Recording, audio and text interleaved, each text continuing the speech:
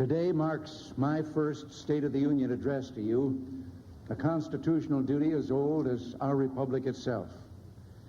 President Washington began this tradition in 1790 after reminding the nation that the destiny of self-government and the preservation of the sacred fire of liberty is finally staked on the experiment entrusted to the hands of the American people. For our friends in the press who place a high premium on accuracy, let me say, I did not actually hear George Washington say that.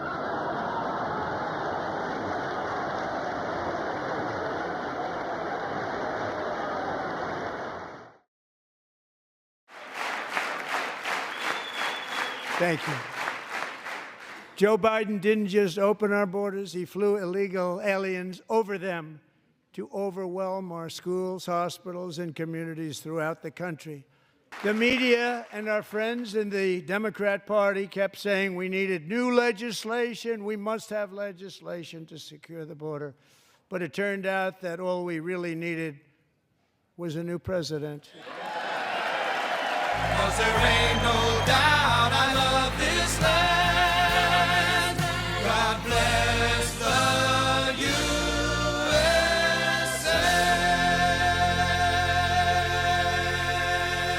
Please welcome fourth-generation Texan and fourth-generation banker, Austin Bryan. Austin?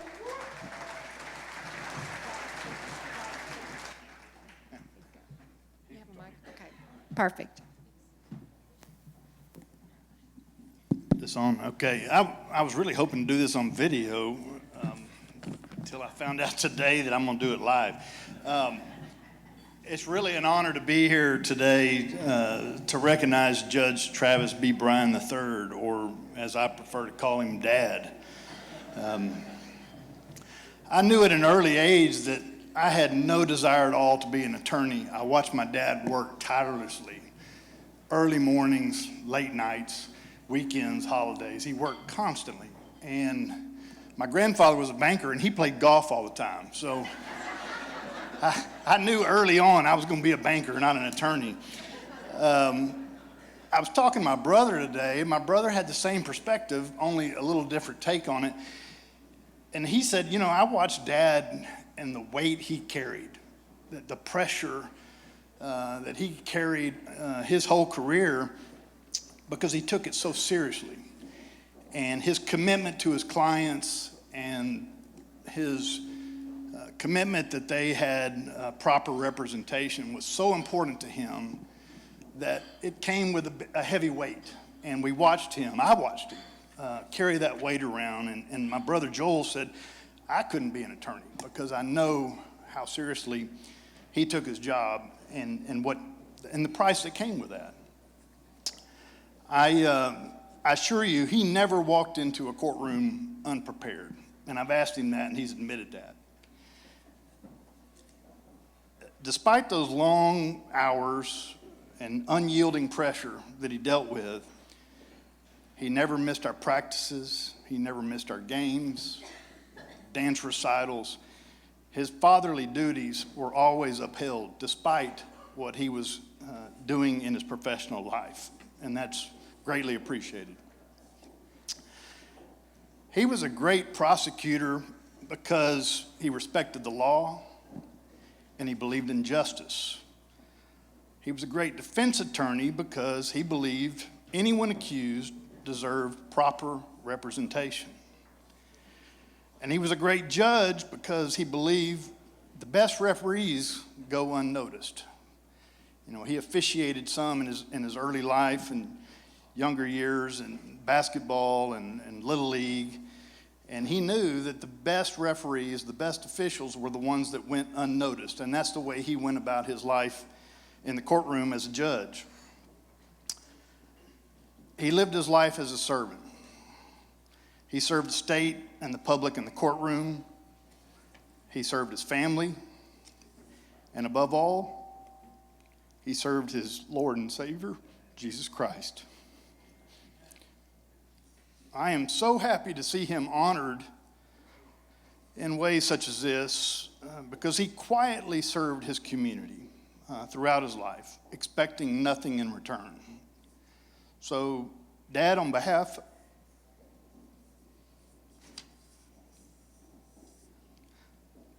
of your family,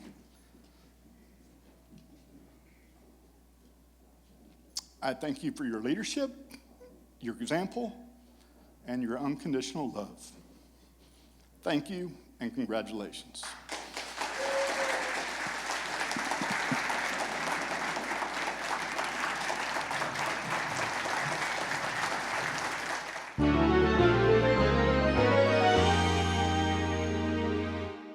Bryan was a great place to grow up, a kind of a Pollyanna type of environment here. I loved my youth here. I didn't realize how great a family I had until I became a judge and saw how neglected and abused some children are in their homes. It's very sad. We would go up to the high school and play up there. I was only like 3 blocks from the high school, Stephen F. Austin. We would sneak in.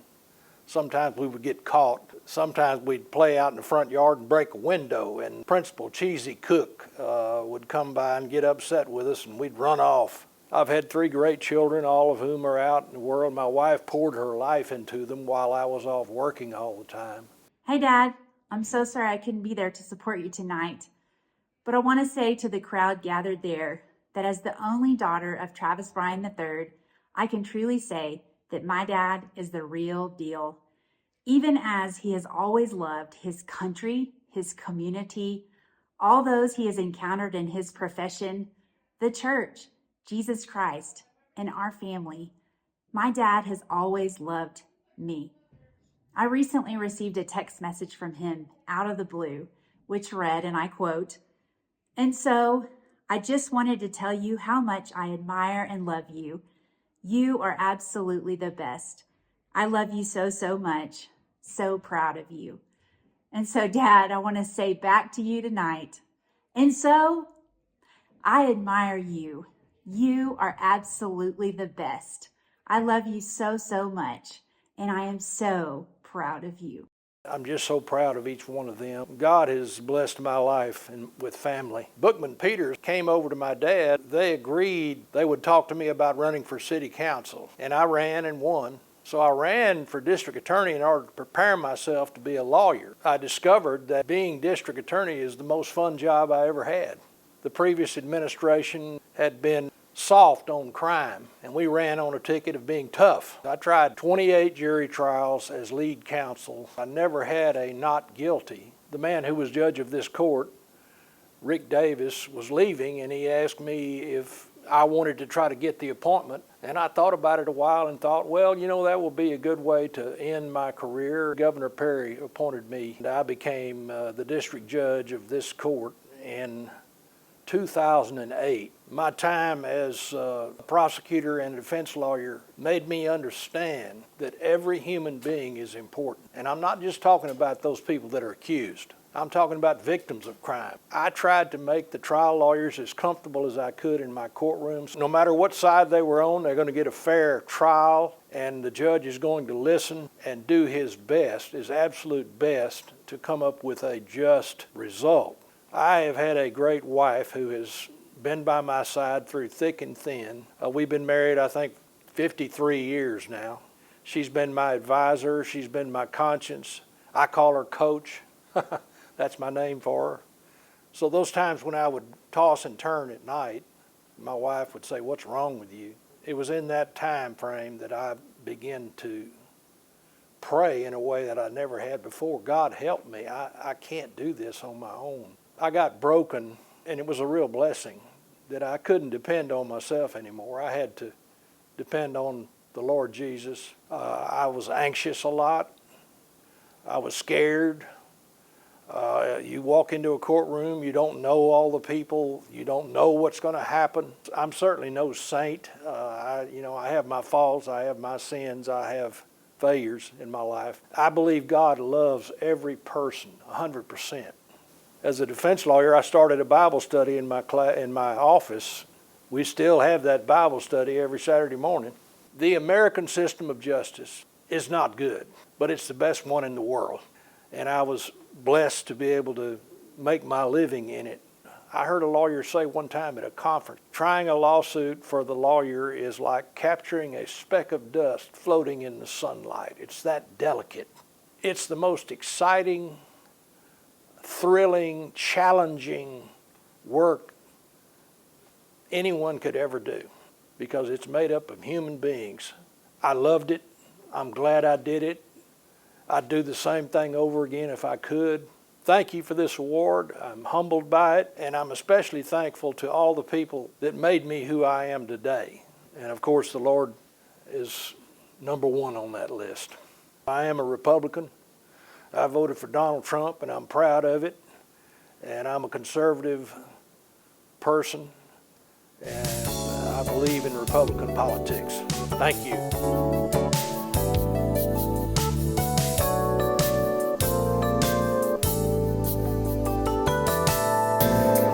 Would you please welcome to the stage, I think somebody else that voted for Donald Trump too, former State Representative John Rainey.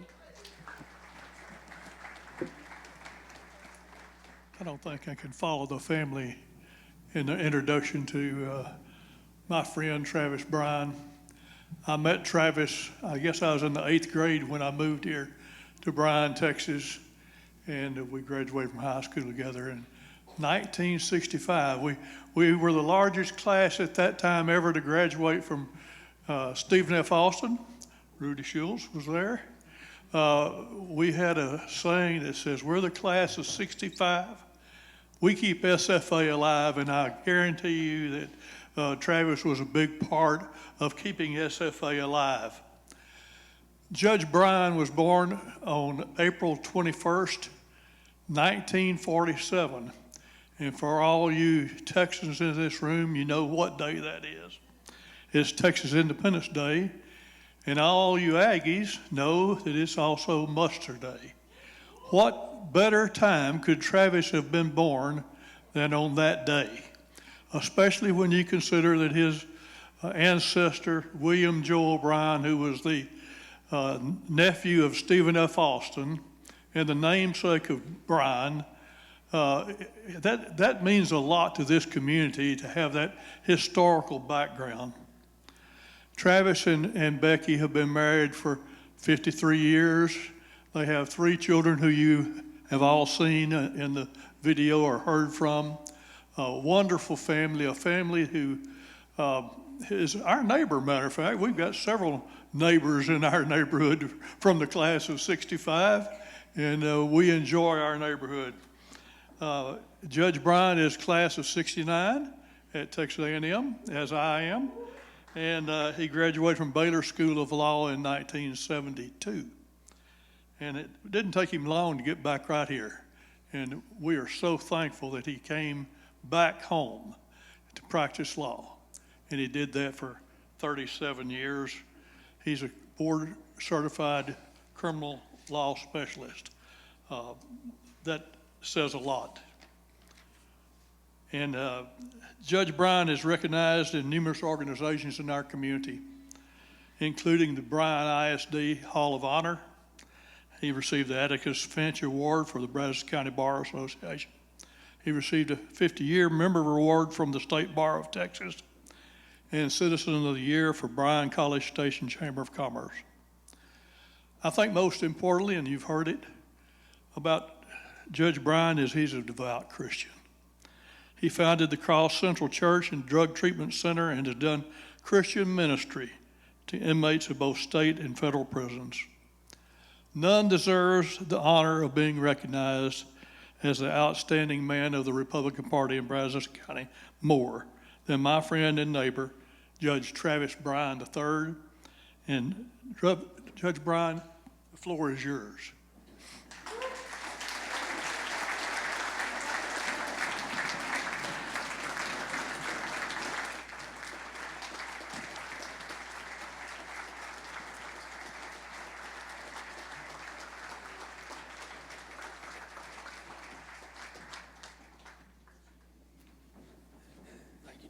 You bet. Thank you so much. No, it's, do we me go first? All right, well, we're going to change it up a little bit. I don't know if you guys know me. My name is Maritza Cifuentes Chavarria. A little bit about where you're sitting right now. I don't know if you know this, but the history of Bryan is actually that where we are sitting right now was the dividing line a long time ago that divided Bryan between races. And yet here we are sitting united. The most united time that our country's been, I think, the strongest that this community has been. And it's a community that we have because of people that I consider to be the elders of our community, like Judge Bryan. A long time ago when I first started as a prosecutor, as a lawyer, I got this name, and it was Tiger Cifuentes. And when I was a young lawyer, I thought that was such a cool name to be a prosecutor named Tiger Cifuentes, because it means I was super tough. But what Judge Bryan taught me when I was his prosecutor, because I got that name in his courtroom from someone else, he taught me that that had to be tempered with grace and mercy. And when you think about who this man is and what he does, everything he does is, it's just something, he wants to leave a legacy beyond himself. And so if you know what the words, "I'll fade the heat" means, I didn't, but Judge Bryan does. He taught me what that meant. And when I ran for DA, I told him, "Judge, if we come out and we expose these truths, it could not just hurt me, it could hurt you. Are you okay with that?" And he looked at me and he said, "I'll fade that heat." And I didn't know what that meant. So I had to Google it. And I Googled it, believe it or not. I was, I guess, 37 at the time, and I'm Googling what my elder of the community told me. I never thought I was going to be in that position. And I learned what fade the heat meant. And it means, I'll take care of it. And I think that when you think about the people of this community and what that means and who we want people who are going to treat us all like they care about us. And that's what Judge Bryan taught me. Everything that his son said, he lived that in his career. And he lived that as a judge. And he would go and he would live truth in the courtroom. And it's true, you never really know what you're going to get, because his judgments were always, in my opinion, fair. And he ruled against me a lot, especially as a young lawyer, especially as a young prosecutor. Because at that time, in my mind, I had been trained that if somebody did something wrong, you go for the hardest, the longest conviction that you can get. And what he taught me was grace and mercy. And what I hope that people will start to understand about this community is that the Republican Party is so inclusive, and we're loving and we care. And he represents that. And what a lot of people don't know, because he was my treasurer during my campaign, they said, "Well, how did he get nominated for such an amazing award?" And I said, "I don't know. I was in the hospital for 10 days. It was just a fluke, and I just randomly got sick. I didn't know, but I knew in my heart that if they knew the Judge Bryan that I knew, that he was nominated because of his core values being the very thing that makes this community great." So I just want to say thank you. And I probably took a little bit too much time, as I always did. He would always give me the warnings, 5 minutes, Maritza, you got to sit down. So here's my own 2-minute warning. And I just want to say thank you. And thank you for all of those people who recognized how amazing he is, because he really is. And he's going to fight the heat for this community. Good, bad, or ugly, whatever it is, he's going to fight for it. And that's what he's taught me to do. And so I'm so proud and I'm thankful that y'all nominated him.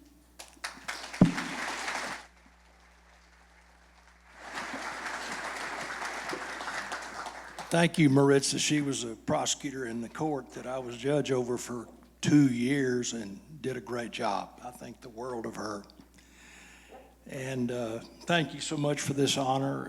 It's, I don't know, best thing that's ever happened to me. Thank you so much. I have had so many advantages to life. In life, living in this community, the parents I had, my wife, she poured her absolute everything into our kids and our home, and you've seen 2 of them. The other one, Joel, stand up and let them see you. And my wife has been just such a stalwart in our family, and I call her Coach. She coaches me up on what to do. And I've just really been blessed with my family. I want to introduce my brother, Tim Bryan, and his wife, Lee. And Tim, would you stand up?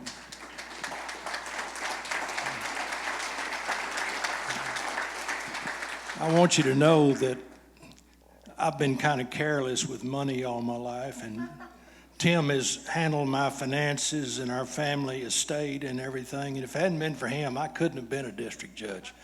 I couldn't have afforded to be a district judge. And he's, in his day, I think, was the best banker in the state of Texas at First National Bank and The Bank and Trust and First Financial. So, Tim, thank you so much for everything you've done for me. And I want to introduce the 4 district judges that are here tonight. Gerald Wise. Gerald, stand up and stay up. Kyle Hawthorne. Kyle, are you here? Is Kyle here tonight? David Hilburn. Is David here?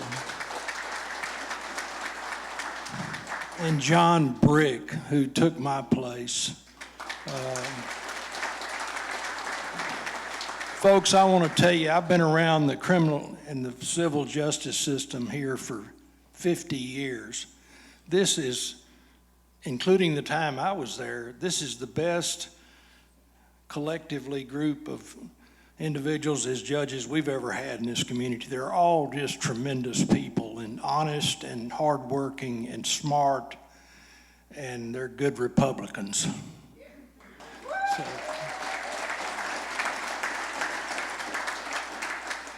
So I'm just so proud of all of them. And I've been so privileged all my life. It's just the Lord has blessed me so much, and all I did was just kind of go out and take advantage of what was given to me. And it's been a great honor to have served this community and the people. And I don't know if I deserve this award, but I'll sure take it, and thank you for it. Thank y'all for coming tonight. Ladies and gentlemen, the 2025 GOP Man of the Year, Travis Bryan III. Congratulations, Travis. Well deserved. I can just imagine your daddy. Woo! And I didn't know your grandfather, but I knew your daddy. He'd be proud.